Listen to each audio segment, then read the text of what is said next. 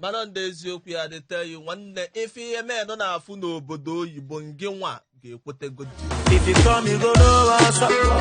Na street yawa boys wash up. Akara no be pop show obodo. Taa nwanne iso akala bụrụ kpọf ịdọ ya ilu ekwete na ọ na-eme ifu ka mee nọ na-akwụ ya bụ mbụ na onye ọbụla na-agbalị ike edie ghọtago mana mgbe ịdọnyere ilu ekwete na ọ na-eme ichere ịmana mee nọdụ na Naijiria na anụ ọ dịghị ka ka etinye ilu n'obodo oyibo welu shovel na-ebuka ego na steeti mana ndị doekwa ilu dị ya ịma na menụ na-afụta nsọ menụ na-adọekwa ilu steeti n'ogbe na-akwụ ya bụ mbụ by ọjọbọ wee adịteyo nka gị bụ radio show na Hot 93.3 FM otu aka isi anabata gị na nke tata ịmaka o si adị ihe na Tuesday, Thursday na Saturday nwanne anyị na-anọ ihe mụ na ego bekee nwa kewe ekele ndị be anyị niile nọ n'ahịa nọ n'ụlọ nọ n'ụzọ ebe ọbụla ị nọ were nwayọ na-abata n'ime nganga Igbo na ego bekee gị ji eje mbe gị ije anya ise gị ji abụ ezigbo mgba na mpaghara Lagos ma ebe ọzọ niile anọgo n'oche eze ya si gị na nke taa na anyị ga na-eme gị obi aṅụrị ịmago n'anwa ka ọ na-adị oge niile oge ọbụla ịbata na nganga Igbo radio show ke nọ na Hot 93.3 FM na-anụ ego bekee na-ekwu okwu na-ekwete na ọ na-eme anọgo m n'oche eze m si na oche eze gị ịma nwanne gị nwoke nwanne gị nwaanyị kwesịrị na ebe a ọ na-amịalịsị ya come sit down nọrọ ala n'oge erugo mgbe eji enweta obi aṅụrị onwe n'ihe ọzọ anyị na ebe anyị mee awa enyego obi aṅụrị taa nwanne ọbụ na ị nọ n'ọbụ na ngị nwa adọ ebe ilu na nganga mpi ị na-eme ife ndị mpi anya tinye alụ ka ikweta na ọ na-eme na bezdon na nna agwa gị sọsọ n'ebe a ka obi aṅụrị gị dị ịnweta ya ebe ọzọ ịmana ndị ejụrụ NAFDAC approval taa dọ ilu ọsọ anyị kpụrụ 2x2 ka anyị pịsasịa ọbụla n'ime nganga Igbo radio show na Hot 93.3 FM nwanne maka o si adị ebe a na anyị ga-ebugodo ụzọ nye gị ha nsị ihe niile na-eme n'ime ogbe ndị na-anwatu ndị na-ekwu eziokwu ndị na-eli ọlụ ndị na-eli ọjọbọ bezidọla ife niile ahụ anyị pịa gị ya na part 1 anyị kpọọ ka ewe anyị eburuzie gị gbaa return leg based on part 2 ebe anyị na-eme continue watch out for part 2 wee kpọọ ezie full line anyị gwaghị ya anyị na gị ga-akpa today mana ka o si wee dị ọ nwekwa ezigbote alọba ezigbote ga-ama na-eme ife egwu ọfụma na ala Igbo ama ịghọtago na anyị na ya ga-anọ tata mana ka anyị burugodo ụzọ gwa gị ka o si wee gbatakwuru n'obodo maka na obodo na-agba ya obodo na-emebe egbe asa ka ihe na-eme n'ime obodo nke na-eme n'ihe ogbe gbasaa ndị be anyị ị ga-amatagori na mgbe niile mbịa na-adị agwa gị ma ọ gbasaa gị ya ma o metụ nwa afọ Igbo onwe ihe m na ya si eje onwe ka o si wee gbasaa m amma ba ebe anwa ka ọ fụkwa nke itinye ọnụ mana nke mma aba n'ime ya na icheta na mgbe anyị bịara na Tuesday na anyị gwara unu si na o nwee ka esi wee jee na-achụpụ ndị na-ede exam n'ụlọ akwụkwọ na-asị ha ngwa iwu ticha iwu supervisor iwu nwa akwụkwọ nke ọwụ na ewu ndị ji egbe si ha burunu ngwongwo unu ngwa ụla ọsọ ga-eme ugbu a mana ndị ji ọnụ ndị nwe ọnụ ndị maka ihe si na-eje ya ndị mkpọrọ onwe ha Concerned Igbo Stakeholders Forum apụtago nye gọvanọ ọbụla nọ na South East 48 hours si pụta ka ikwuo okwu si pụta ka ime ihe kwesịrị gị ime maka ka esi enye nsogbu n'ala Igbo maka ka ndị a si enye nsogbu eme mkpọtụ n'ala Igbo ha sigo onye ọbụla si na ọwụ gọvanọ ngwa pụta ka ịgwa ndị Indigenous People of Biafra ya IPOB ma ndị ọzọ ma youth ma ndị ọbụla anọcha n'ala Igbo ihe ị kwesịrị ime makwa na ihe ị ga-eme maka apụta asị gị sit at home ekọnọmi ndị mmadụ a na-agbada ọdịmma na anwa apụta ndị mmadụ chọọ ka ha dee exam a na-achụ ha n'ụlọ akwụkwọ si lawa mana ịwụ gọvanọ nọkwa na Ebonyi nọ na Anambra nọ n'Imo nọ na Enugu nọ na Abịa nọ ebe ọbụla ị na-ekiri ha ọ dịzie ka Nigerian film ọ Nollywood ka a na-emezi si pụta ka itinye ọnụ maka ihe na-eme ebe anwa ihe a bụ ndị Concerned Igbo Stakeholders bụ ndị na-asị gọvanọs ọbụla nọ n'ala Igbo pụta tinye ọnụ akanụkwa na-ekwu nke anwa icheta na taa nwunye oge ekwu maka nke ahụ emesie na ndị Southern Governors na-enwe meeting ha ga na-eme na South East taa emegori abụọ ofu na Delta ofu na Lagos nke ọzọ taa ga na-eme n'Enugu mana ihe a na-emekwanụ meeting na-awụ maka gịnị open grazing na-ekwuru maka ya icheta na 1 September bụ mgbe e nyere si ultimatum onye ọbụla na-eme ihe open grazing mara onwe gị ya gbara ọgwụ gị nwụrụ sikwa ndị ga-etinye aka bịanye aka n'akwụkwọ mana unu maka o si wee jee nụ mana open grazing elders makwanụ ndị okwu biri n'ọnụ ha ekwukecha m ahụ mana ihe maka open grazing bụ ihe m nọ na-akpa tupu nsị ka eregodo ahịa ka ihe na-eme ebe anwa na ndị okwu biri n'ọnụ ha kpọrọ onwe ha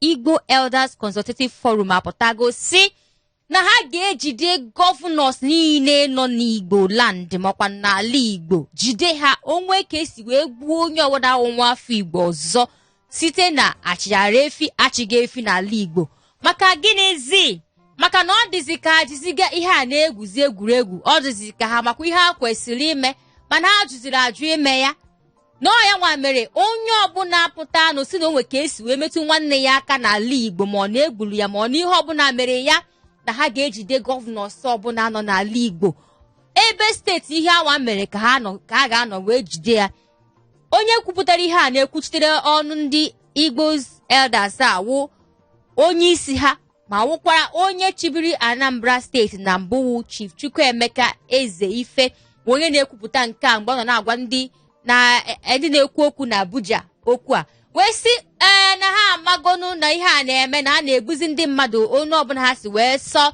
anapụtago wee kwuo sị ka akwụsị ha ọ dịzie ka ndị gọvanọs nọ na South East na-emezi ihe egwuregwu na onwe ka esi wee metụ onye ọbụla aka ọzọ si ka ndị South East gọvanọs chebiri ha na ha ga-abịa nwudo ha ihe awụ nke ha nọ na-ekwu ihe ụmụ ihe na-abụ awụ ihe ndị gbasara ndị be anyị nsị ka mgbe unu nọ nke ego bekee nọrọ ọdụmadalụrụ nne Ada Bekee o gosigodi na ngịwa na-adọnye ilu na newspaper daily nke ihe niile abịa ya gbaa na front page newspaper mana mpe ọzọ dị ka ibia ka mmụọ ajọs tinye elu gị asị based on nkata two aside ka mmụọ agbaalụ gị aza ewetago na bụ na ndị National Assembly ndị Igbo caucus ka a na-akpọ ha Igbo South East National Assembly members pụtara ụnyaahụ wee dọnye ilu na be Ikekwere Mmadụ Senator Ikekwere Mmadụ donye ilu na bie na Abuja wee sị mba nna ahụ ka ife na-emezi na South East onye pụta ọ na-eme mata asị nke onosi wee masị ya epụta obula egbe epụta ọsị nọdụ n'ụlọ epụta ọnaba tiketi epụta ọ na-ekenye ndị mmadụ ọsọ onosi wee masị ha wee sị mba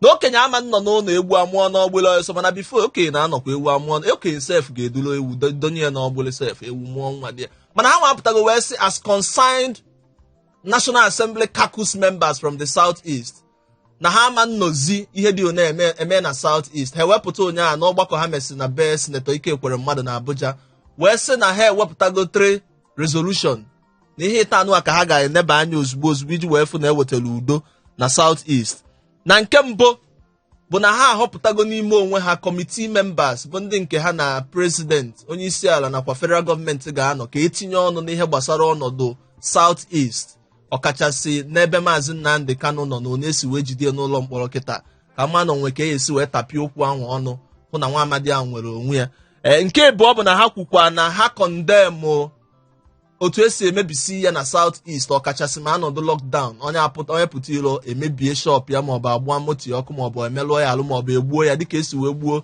ụkọchukwu n'Imo steeti na ụbọchị Tuesday I think ha condemn ihe niile the third one bụ na ha sizi onye isi ndị uwe ojii n'ala anyị bụ Naijiria nakwaziri ndị ọrụ nchekwa ndị ọzọ niile ka ha bikodo ododo donye ilu n'ime South East wee hụzie na ewetara udo na ịdị n'otu n'ebe ahụ na katakata na tigbuo na zogbuo dị na South East agbagotego so nke anụwa bụ nke anyị nọ dịka ego bekee si wee gwa anyị ndị gọvanọs niile ka ọ dị ugbu a Southern Governors niile 17 Southern Governors niile ga-awụchi n'Enugu steeti n'ụbọchị tata iji wee tinye okwu ọnụ gbasara ọnọdụ Southern Nigeria na obodo anyị bụ Nigeria ha niile ga-awụchi na Enugu steeti mana asọ ụfọdụ na-ekwu na anyị ma ndị ga-abịa mma ndị ama mbịa dịka nwanne anyị nwoke onwe Oyoko ọbịalụ nke eme na Delta steeti ọbịalụ nke eme na Lagos ụfọdụ na-asị na anyị ma na ọma mbịa mana asọ ọ bụ na news pụta asị na ọbịalụ ka ka ngwa ya esi wee fịa mma afụnụ ya ka ndị ọzọ si na-afụkwa ya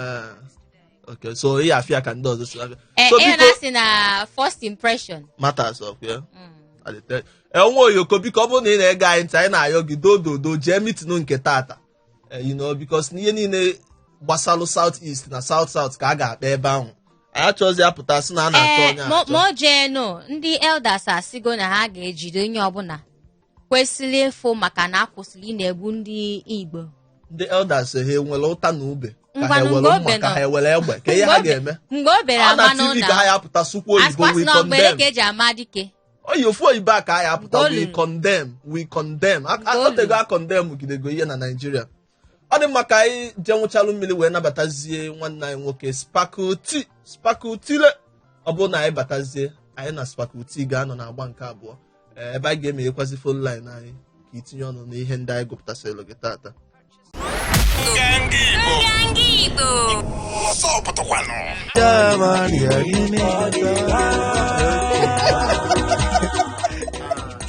Hey, ana m achị olu already. Ofu alert, the guy got you know now. How about for you? ọgwụ ọbara na Ọgwụ ọbara big time o big time. Ego owe ihe niile. Iwepụ ego ka ị ga-etinyekwa. Ego owe ihe niile. Sparkle T. Obi dị m ụtọ na ị nọ n'ime studio. No. Amaghịkwa m na a na-asụ Igbo na Lagos.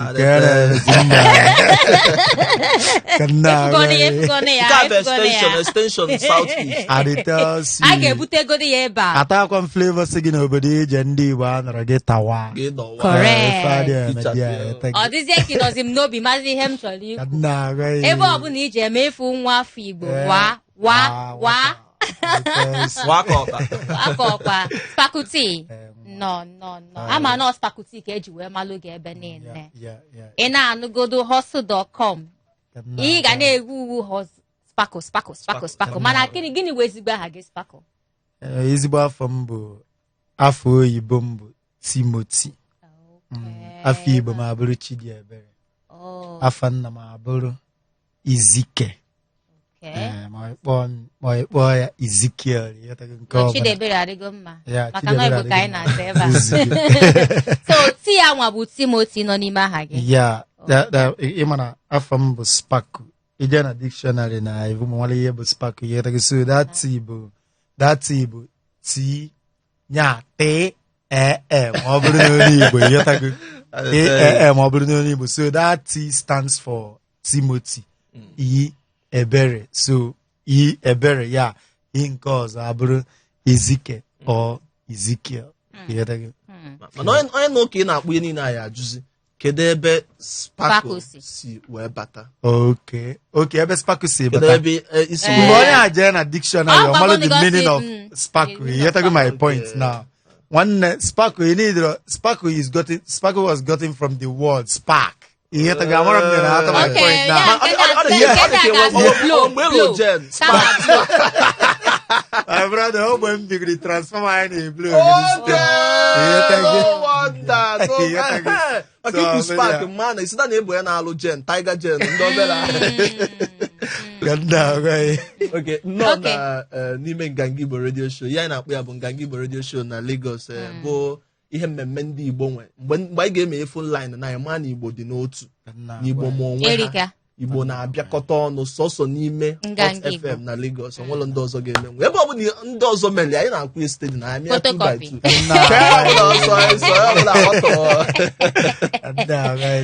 Photocopy. Sparkle T. Also.com na-ele. Ọ ahịa na-ele onwe ya. I'm telling you, egwu a na-ele onwe ya. Ebe ka atọ m gbugwo. Hustle na my church. Hustle na my that line alone. Ọ na-enye m obi aṅụrị. Hustle na my church. Ka egwu a si wee malite. Well, ego gị eziokwu before nkwubi ihe ọbụla ka ego a si bịa m ga-ebu ụzọ enweghị ya like enye shout out Pati Obasi. Ya ịmalụgo abụ m somebody bụ na akpọtara m egwu ochie. So even before m wee bido egwu professionally, egwu ochie ka m na-ego ọfụma. So ngesi ahụ be like na ibugharịkwa egwu a ọma ndịkọ bad. So dị egwu bido enweta m dị egwu one day nọ na be m so na-akpọ egwu ochie m nwegasị so kpọọ egwu Pati Obasi a nwa mami ọ bụrụ na ya nwe egwu Pati Obasi nwa mami wọta something like that so ngesi ya dị egwu I was like na egwu a ga-adịkwa mma ibugharịa so I took the melody and the rest of them and iji gbala okwu asị ọsọ ife egwu a ịfụ now enwe ihe ndị oyibo na-akpọ freestyle ịghọta gị mara oyibo ka anyị na-asụ ebe egwu a ma ihe ka freestyle na studio ka m nọ na-egwu egwu before you know what is happening.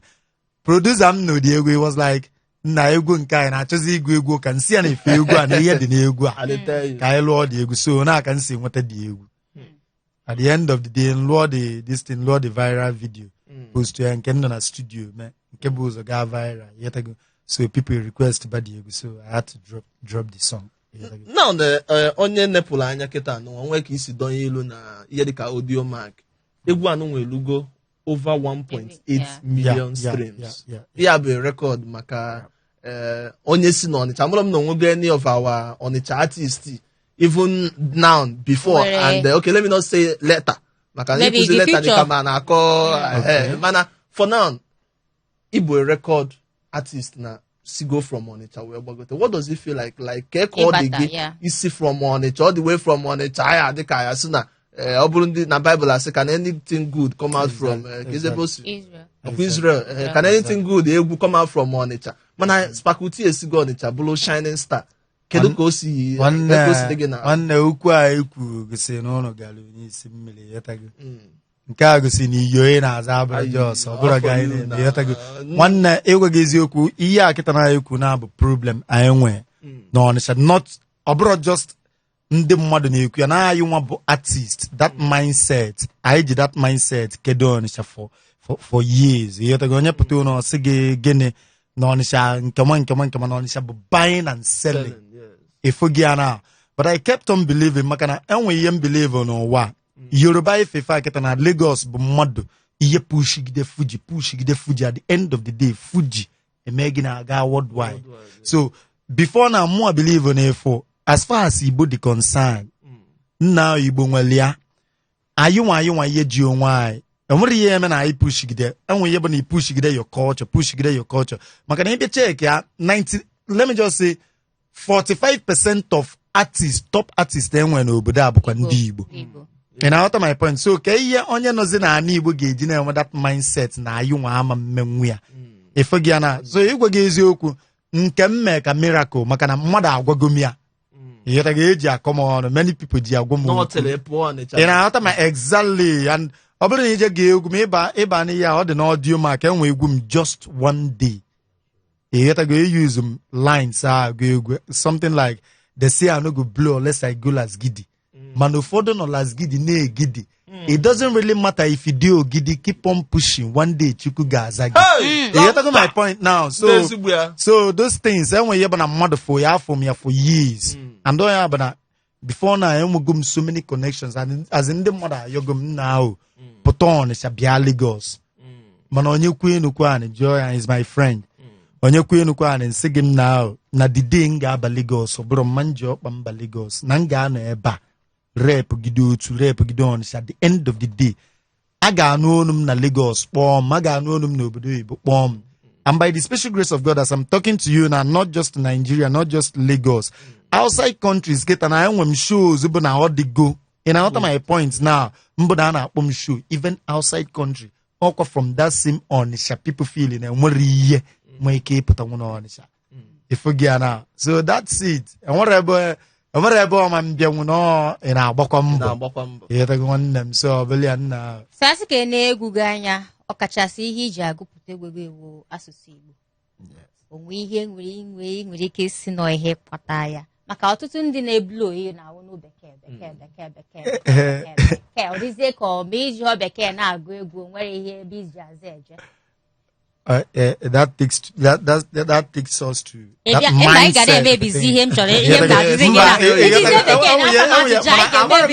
mindset. Anyway, mindset mindset bụ echiche ịghọtago ọyọnwa bụ ihe a na-ekwu maka echiche mmadụ. Okay, ndị na-asị na mmadụ ama nji nwa Igbo gonwe egwu ọba nwanne ya abụ m a very big fan of Olamide. Kefa ịchọ ịkpọba ha afa na Erika mana nna for one day adịmana ihe Olamide na-asụ mana enwe ihe bụ na nna I love his song ịghọtago ndị Yoruba nna ege egwu fo na nnọkịta na nna akpọ Fuji azị na akpọkago m Fuji akpọka Sọnị Ade efe akịta na ovive na oge mpempe ijiro m Sọnị Ade egwu mana ijụọ m ofu ihe fa na-akọ emerom gịnị amarom okay come to think of it anyị na-ege egwu ndị Latin okay dorime na-ewu kịta now dorime na-ewu kịta now ayọna n'ihe dorime ayọnwe the meaning of dorime so ihe a kịta na-abụ ihe na-egbu ndị mmadụ music enwero language ị na-aghọta my point music enwero language mmadụ nwere ike okay enwe one boy kịta na trend na Ọnịsha now could do something the boy as in he was just freestyling. You tested. Yeah, you tested. Man, you to go the at the end of the day now. You to go my point. At the end of the day now, he's going viral. Yeah. You know what my point? Man, some people got put a comment and say, "Nah, just love you, man. How dia no ye the boy na kowa." That's to tell you that ọtụtụ ndị mmadụ akpọbaga anyị and anyị ga-enye ohere ka ndị mmadụ bata maka ọtụtụ chọọ ikwu okwu na ihe ndị ọzọ makwa ikene gị ọ bụrụ na anyị kpochapụ nke anụ nwee ịgụpụ obodo oyibo anyị emezie phone line cheta na nọmba ị ga-eji wee nweta ya bụ 08182426591 08182426591 nga gị bụ radio show Hot 93.3 FM nwiyo na ego bekee na spakutire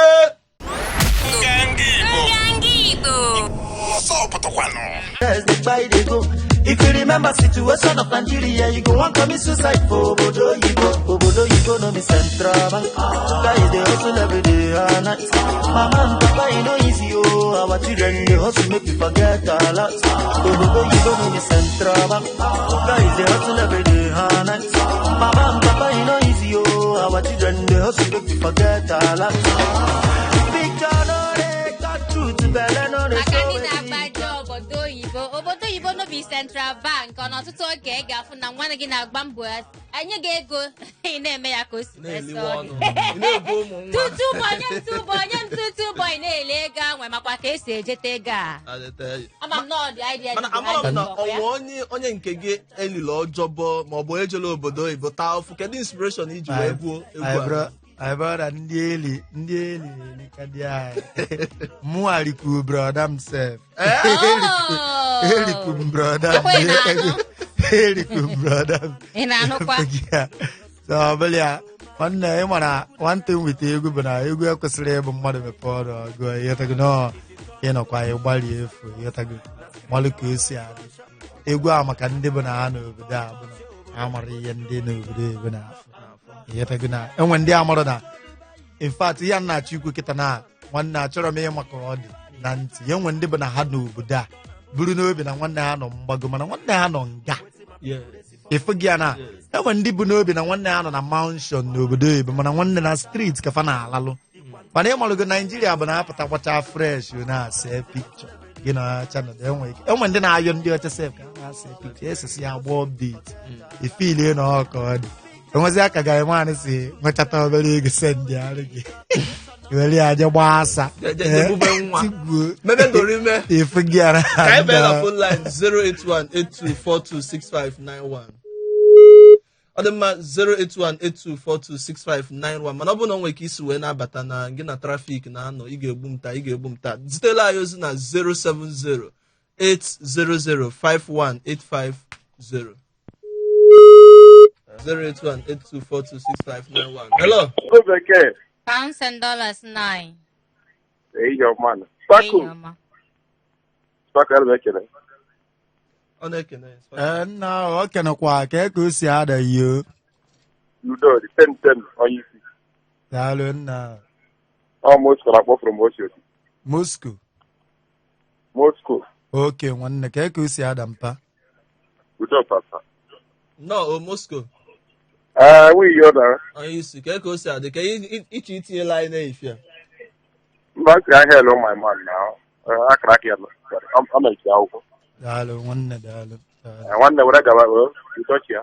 Okay. Dollar in the Moscow. Yeah. Ngangi radio show Hot 93.3 FM. Obulu ugbu a ka ịgbanye radio gị ọ ka bụ n'ihe mmemme nganga na Hot 93.3 FM. Anyị na Spakuti. Nwunye na ego bekee. Hello. Nwunye. Onye isi. Nwunye. Papa wa, onye papa. O nwere ihe chọrọ ibe ebe ka isi akpọpasị ndị a. Adịrọ m mma n'elu ụwa na adịrọ m mma nke ikpeazụ a. nna anyị karịrị okwu ikotere ọ be bụ iji anyị wee chọpụta na ego bekee ekene m gị sa ka ị mere ehihie ọma nụ ehihie ọma sa status daalụ kọli daalụ okenekwa onye mechi na-ekwu nna ahịa jaket gaa na ikpam ya ị na-anago ị na-ana akwụrụ m n'ụzọ ime isie m ewu nsogbu adịrị emesịa nka ga-egotele nke o nwere nsọrọ ịjụ o nwere oge ị gbadoro bọọlụ bifọ bikọs isi ga-adị ka ndị na-agba bọọlụ amarọ m agba ọchịche ka m ma eche onye na-agba agba ma onye na-eche eche obi ka ọ bụ ihe amadụ bute kọpụ ofifa nwanna nnọọ igwe gị amaka ebe ị bịara bụ na nke anyị ebe anyị na-enwe anwụrị ebe ndị Igbo maara eji wee mara ndị Igbo onye na-abatara onye nga nwa nọ na-eso ụzọ nnọọ ihe m na-ekwu bụ jisi ike na onye asị jisi ike jide ka o jide ezigbo ihe ma onye asị hapụ ka ọrụ ihe ọ na-eme bụ ajọ ihe so jisi ike onise eti ego aka nsọt aka onise abago ihe ihe ya na-aga n'ihu n'aha Jizọs jisi ike nwanna egwugo nke atọgbugo m a ma anụba egwu a bifọ beta ma ọkwanụ m na ọgụ okoro ya mana nkịta ihe batara n'ebe anyị nọ wee fụzi irugo ọfụma matazi onye egwu nnọọ Ngangi Radio Show Hot 93.3 FM ọtụtụ nwere ike na-ajụ na nwanne anyị nwoke kpọpụ kịta ka o si wee malụ na spakuti yi akwa ka o si malụ na ọ kpakwuru isi ka ndị na-agba bọọlụ agwụgo gị na anyị nọ global nganga na Hot 93.3 FM bụ anyị nọ visual anyị nọ ebe ọbụla ị nọ ị ga na-apụta akụkụ ọbụla ị nọ n'ụwa kịta ị ga-enweta anyị na-enene anyị na studio anyị na-agba na TV na enu m na 32 inches kọlọd ọbụkọ black and white gbazie ga-ekwelụ na ịchọ ịnweta anyị nene ihe anyị na-eme na igwe ịntanetị onye ị ga-esi wee nweta ya bụ ịchụ anyị na www.hotfm.ng/Lagos ịgbanyela ali ozugbo na-eplay the show n'ilu gị ozugbo ozugbo ị na-afụ ihe na-eme mụ na ndị a ga-achịpụ ya mụ na ndị netwọk a ga-achịpụ ya 08182426591 ọnọdụ iyo ndị ezigbo ya papa ana m ekene o anyị na-ekenekwa ya eyi ọma nọ niile ehihie ọma nwanne nwanne anyị nwoke nna nnọọ daalụ nwanne mmadụ daalụ anyị na-anụ ọnụ gị o daalụ nna ya ihe nwere ike ịgwụ bụ na onye a gozigoro onwe eke si ya ya ngozi ka na-ezu ka mmiri n'ebe ị nọ ngozi ga na-ezu ka mmiri ọ rime blessing nke ụdị anyị ị na-achagonyela mba ịmụghachi ikwu bụ ya sị na anyị na-adịghị agụ egwu buto oyibo na ọ dịghị ya ebulo nwanne kọpụkwa ka anyị na-achọgodo ya ọla mba ghọtago Flavor na Pino ha egwu niile ha na-agarachichakwa anyị bụ ikopịara gawa anyị nọ gị n'azụ daalụ nwanne egwu akwa ya afago anyị kpọba anyị la mba Ngagi Radio Show Hot 93.3 FM ego bekee na nwiyo nakwazi Sparkle T asa inwe update erika na Sparkle T ma ajụọ gị ọzọ ke plans ijigoro n'aka na maka a na-eme kolabo left right and center nwekọ nwee nke iji chọọ ka ndị be anyị matafọ maka ya nwee ike gwa nwa ha plans iji n'aka ka nke ịmalụgo ego bụ ka ị na-agbagote ịtago ị na-afụkọ efe na-afụkọ ihe ekwesịghị ime ma ndị ekwesịghị ime emerụ ị na-achọ ka ime gịnị ka ịpachi ịtago so plans anyị ji n'aka kịta na-abụ after this very one now hustle.com ịmana hustle.com gasị apịa obodo oyibo abụrụ official song do obodo oyibo bụ viral song ka mmụọ melia ọ gakwa ka o si gasị my official song na drop anytime soon do achọrọ m dịka ị na-ekwuzie ka nwaanyị si ọmụgwọ nata atagomenụ si na ị na-apịala mba na ndị nganga bụ jinjarin na so egwu mmụọ chi drop nchiji back ya obodo oyibo akịta na title ya bụ Send Down the Rain Send Down the Rain nke a gbanitekwa ihe tego na mana ihe mee mbụ na achọrọ m ịdrọp vidio na ọdio ya same time ndị be anyị kpọpụ anyị ụlọ ikpe hello onye isi Iyo bi iyo. Toto gaga. Keko si adị na. Ntụgharị n'elu ụwa. Ada pounds and dollar. Ehihie ọma nwoke ọma. Keko unu nwe. Anyị dị mma. Ọ ya ma Buchaino na-ekwu. Buchaino ka ebe isi akpa anyị. Ọ nke nna Ojodi Gaga. Ojodu Gaga, okay, no. Not Gaga. Eh? Okay, Gaga. Ebe mma anya bụ ọpụ iwe ka afịa mkpọ mgbuka na obosi o. Mụ amakwa ihe na-akọ ihe. Atago, mụ ama hapụkwa my identity o. Jabụla identity onye ọzọ. Gadi nwanne. Nwanne nọ na studio na-agazie nnọọ egwu ga-atọgbuola m kpofiri m nnọọ. Daalụ. Atakwana afọ Chukwu agoziri obodo na ọbọdụ iri tụwa Chukwu gozie gị. Ka nna agwa ya daalụ. Ịzụ agụ na oredi na awụ ele. Ọ nchọpụtara ihe bụ ihe na-agụ n'egwu kọnfam ọwụ ka a na-akụ akọ eri. Isi m epego mpe na egwu bụ moral instruction. Ọlọm alọba m ndị ụfọdụ a na-atụgharị m n'obodo oyibo mana asị nna ihe dịba n'ibe chi oke dịba n'ibe chi ma ntaramahụhụ nọkwa na Naịjirịa nọkwa n'obodo oyibo. Ya gazie my brother egwu gbara afọ nwunye obodo isi wale anyị sọ kpotomkpo Igbo Radio Show Hot 93.3 FM. Hello. Nwunye obodo isi nwunye onye nna Oya Papa Global. Ana m ebitere Chidogwu. Mụ na-agba leta 3300 tutututututututu. Ego pounds and dollar. Nwoke dị mma ehihie ọma.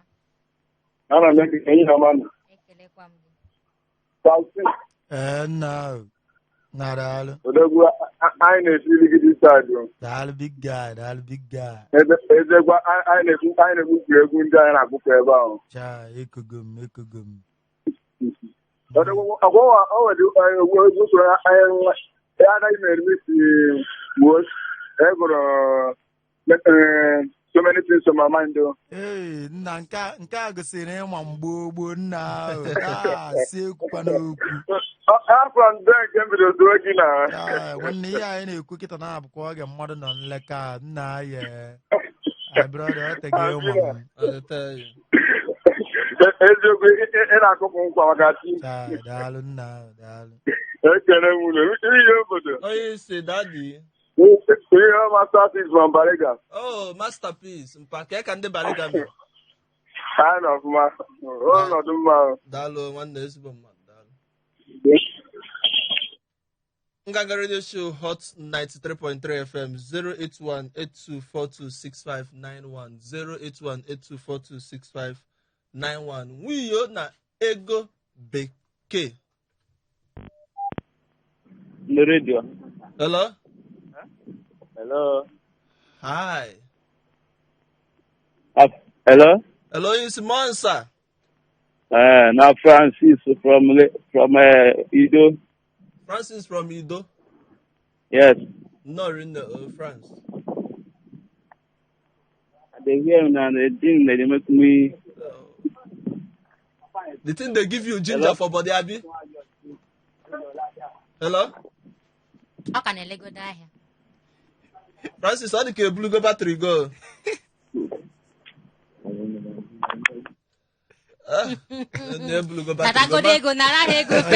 Mana ya abụrụ ọ dịka ọ bụla onye Igbo mana vibe egwu spakoti na vibe anyị bata na-eji a na-apịali ya isi na-eme ya isi opegodi mpe yọtagola so nyanwa na-asị ka ọ dọọ ekwu ilu yọtago ka ọ hel kwa mel ka ọ gwakwa ha ka na ya nọkwa ọfụma. Spako, o nwere egwu gị nkacha wee like egwu ndị obodo based on ụmụ iyo mpịalụ gị egwu anụ a ma m na-echetazikwa na itile egwu a maka mmanụ ama nne egwu ochie mana ka nye gị egwu anụ a egwu a na-akpọ fem mgbe ọbụla nnụlụ egwu a mana ka iburugodo okwu onye nka. Hello 08182426591 08182426591 mana ọ bụ na ọ na-afịa gị alụ na ịbata based on na netwọk karị na trafik karị n'ụzọ ị ga-eme bụ ịgwa ndị last maka ịgba one way ọkwa offense na Lagos mana ọ bụ na ha kwaghị ịgba one way zitela anyị ozi text message na 070-800-51850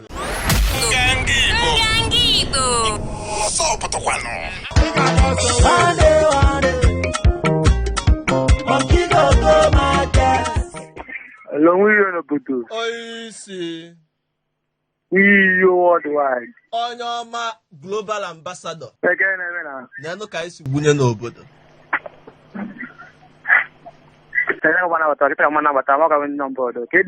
oke mara ndị nọ mbọd edu m nwa landlord anyị bata nwa ya nwaanyị ọ na-ekwekọ ndị ba 5 first ka m gwazie gị ndị nọ mbọd oke nọ skin ndị nọ mbọd bụ ego bekee na spakutile ke na-amụ ka onye CBN dash $1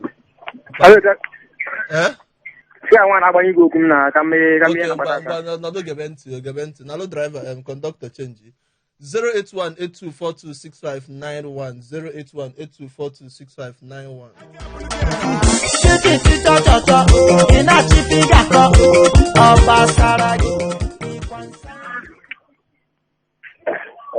hello good afternoon sir onye isi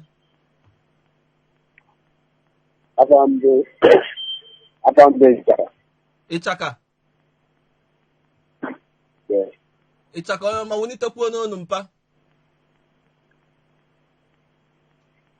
azụtara m ahịa mere unu ji weta like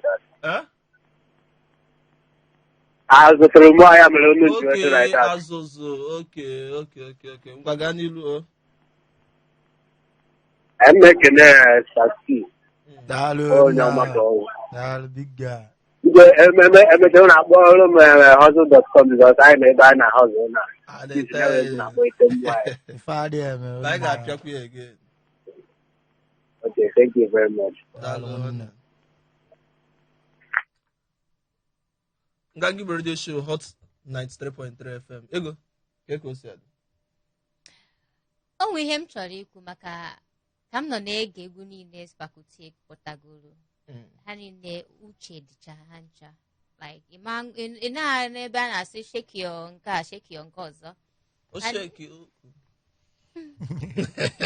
ama m nọ nke na-adị amasị gị mana ọ dịkwa mba mana chuka atagonu gị igwu n'isi onwe nke nọ n'ime nke a Spakuti ekupụta mba ama na nke ọ na-ekwu send down the rain mmiri bịazie na oyi atụba information ya dị n'egwu a mmiri zoo ọ send down the rain mmiri zoo oyi atụba na weather for two check uche richa n'egwu niile na which is very interesting and nke ha makazi maka ị na-ege ụmụ egwu a na-agụpụta ugbu a ị ga na-anụ owu sheke nke a sheke nke ọzọ and ijikwa olu Igbo na-agụpụta ya nke ahụ ka m chọrọ ka m kwupụta maka ọ dị m nnọọ mma na uche dịcha n'egwu niile gụpụta jisike hello onye isi onye papa ehihie ọma nwanne gbapụ ya ọsọ maka oge anyị ngwa bụ onye ikpeazụ taa ajọsụ na-abata agaghị Igbo anọ m ihe na-ekwu ngwa gbanyụzie ka ị gebezie ntị anyị nwaanyị gbaa gị ume daalụrụ nne nga gị bụ Radio Show Hot 93.3 FM anyị ji nwayọ kịta wee na-abịarute na njedebe nke taata mana anyị ga-ebugodo ụzọ donye ilu na text message anyị na WhatsApp ka anyị malụ ndị zitegasịla anyị ozi ọ bụrụ na anyị gụpụtazie ozi ndị mmadụ zitere anyị taata anyị enwee ike imechi mana tupu oge ahụ Spakuti gbogodo ndị be anyị ebe enwee ike isi nweta gị maka ndị chọọ isoro gị na Facebook, Instagram, TikTok maọbụ ebe ọbụla ị nọkwazi mana YouTube gwapụta ndị be anyị ebe ị ga-esi nweta gị. Okay, ọ bụrụ na ị nọ na social media ọ bụrụ na ị nọ na IG, Instagram ihe eji enweta m ebe a bụ Spakuti TP Spakuti SPARKLE then TP. Bụrụkwa na ị na Facebook though adịrọ m that active on Facebook if you na Facebook mbụ spakuti.tp idesia spakuti ide da then ide tp ifogia na so ka isi enweta m nke a bụ ka ị ga-esi nweta spakuti ma ọ bụ na ịchị nweta ka anyị donye ilu na WhatsApp anyị na bụ 070-800-51850. onye isi sitela ya ozi bụ Eloka si Lekki Phase 1 wee zite ozi o wee si nwiyo na ego bekee ụmụ Igbo niile nọ na Lagos nakwazi ndị na-abata n'ime Hot 93.3 FM na ya na-ekene mmadụ niile o wee sị na obi aṅụrị ya na-enweta mgbe ọbụla ya gbanyere nganga Igbo n'ime Hot 93.3 FM na-enwere ike ịkọwa ụdị ọ bụ na sọsọ nke anụnwa bụ nke ndị Igbo nwe na Lagos ebe ha na-enwe obi aṅụrị kwa ụbọchị o wee sị na ya na-ekene ndị isi Hot 93.3 FM bụ ndị wepụtara anyị ihe mmemme Igbo n'ime Lagos ebe a ka ụmụ Igbo nwee ike ị na-asụ asụsụ be ha o wee sị ka Chukwu bi n'eluigwe gọzie mmadụ niile n'ime nganga Igbo nakwazi spakuti onye batara n'ụbọchị taata o wee sị na Amarachukwu ga na-eso gị na ị ga na-aga n'iru na-enweta more inspiration iji wee na-agụ ụlọ anyị egwu dị mma na abụ m Eloka esi m Lekki Phase 1 wee zite ozi daalụrụ nne. onye ọzọ zitela anyị ozi bụ Obianọ Ọbaino si na ya bụ nwa Ọnịcha. Ọbaino wee sị biko ebee ka spakuti si n'ala Igbo ọ bụ onye Ọnịcha? o wee sịkwa ọ zitekwala ọzọ wee sị daalụnụ biko achọrọ m ịma afọ isi ego bekee kpara oke onye nke a dị ka hairdresser mana Ọbaino na-akpa isi ka eche ịtụli ya second collection ọ chọrọ inye m ego mbeji kpakwa ọzọ o wee sị onwe iyo n'obodo onye na tụalị daalụrụ nne spakuti daalụrụ nne oke spakuti onye nke a jụrụ ajụ si kedu ebe isi n'ala Igbo? abụ m onye Imo steeti nna mana otu ka mmụọ na-eme ihe niile a na-eme n'ụwa onye Imo steeti ka mmụọ nwanne anyị nwoke Ọbaino odomanya na asago gị ya. onye ọzọ zitela anyị ozi bụ Emeka si na ya na-esonyere anyị na n'igwe ịntanetị o wee sị na ya si Ọka wee zite ozi o wee sị ka ya jụọ spakuti na o nwere onye ọ ya efichọ n'ọdịnso anụnwa n'ime egwu ya. Spakuti nke a na ọ dị ka top secret ama m na nna ọbara uru aka na-esi ahụ yataga esisi ahụ ya yataga unu elie nna ọ dị mma. Spakuti ofu ajụjụ ka mmụọ achọ ejugo ego bekee ajụtọpụzi ya wee mechie n'ụbọchị tata kịta anụnwa o doo m anya ọ tọọ m ụtọ na isi wee kọọ akụkọ ka isi wee gbaa mbọ n'ime otu Ọnịcha wee tonite wee break ye through and amakwa m na ọtụtụ ndị mmadụ na-elook up to you mụnwa na-elook kwa up to you because abụkwa m upcoming star so achọrọ m ịma kedu mgbe ị na-agbakwanụ ndị nke ka nọ n'otu Nkwọ nakwazi ụmụ Igbo ndị ọzọ na-etonite inyelụ ha aka ka ụwa fukwuo ha n'ụwa si wee fụ gị? enwere ọ bụrụ ihe m ga-abịa jiri ọnụ nkwube na enwere ọ bụrụ ihe niile ọ bụrụ ihe niile mmadụ na-eme ka ọ na-agbapụta onye ikwu secretly mmụọ ma ihe m na-eme ifegia nke a na-afụkwa anya at least ọ bụrụ na ịchị ịghọta ihe m na-akọwa na enwere ike ije na my page or something at least stage nọ na the industry enwe onye ya abụ ma na-ene anya ụmụ ihe niile ifegia but mụa nka na-eme mpụtakwa na mfụkwa one or two persons yetago udumanya na onye a na-agba mbọ na ọ bụkwa onye bụ na ọ gụsị ya ofu oje zuo ike ọ naba jee mee gị na ihe bụ isi ka ọ ba fine boy. ihe na-ekwu bụ maka ndị na-agba mbọ enwe ihe bụ na mmadụ nwee talent na-agba mbọ I do push them maka na ofu onye adịghị abụ eze ifegi ya na ofu onye adịghị abụ eze na ihe melụ gị eze ma ihe melụ mmadụ ezigbo eze bụ ị na-achị ị na-esepụtakwa ndị ọzọ ifegi ya nke ọ ga-abụ ị na-agbadakwa ndị akwa na-eme gị na na-ebunitekwa gị ifegi ya so ka o si dị nna ahụ. Onye m na-ajụ spakuti na-awụ jisi ike na ọlụ ị na-alụpụtakwa na-emekwa ndị Igbo ka obi na-atọ ha ka o si na-atọ ha ugbu a and ama m na ndị Igbo wụ onye na-eme ọfụma na-enyekwa nwanne ya aka ka isi wee kwupụta jisikwa ike na-emekwa nke ahụ ọ ya mere ihe mere na ọba si wee mee so biko onye na-alụ nke ọ na-alụ jisi ike. ọgwụna m n'onu dalụrụ nne ndị be anyị ebe a ka o zuo ma gbachaa n'ime nganga Igbo Radio Show na Hot 93.3 FM. Anyị abịago n'isi njedebe maka na ngwa gị na-ekele ọlụ eke ebe a anyị sụrụ Igbo anyị enyekwa ndị na-asụ bekee oche ka ha sụrụ gaba. Anyị ga-anachiyata on Saturday bụ mgbe anwa anyị ji egwuregwu mgbe anwa anyị ji eme ụnyanwụ isi wee chọọ nwanne onye mfụ taa ka m fie echi Nganga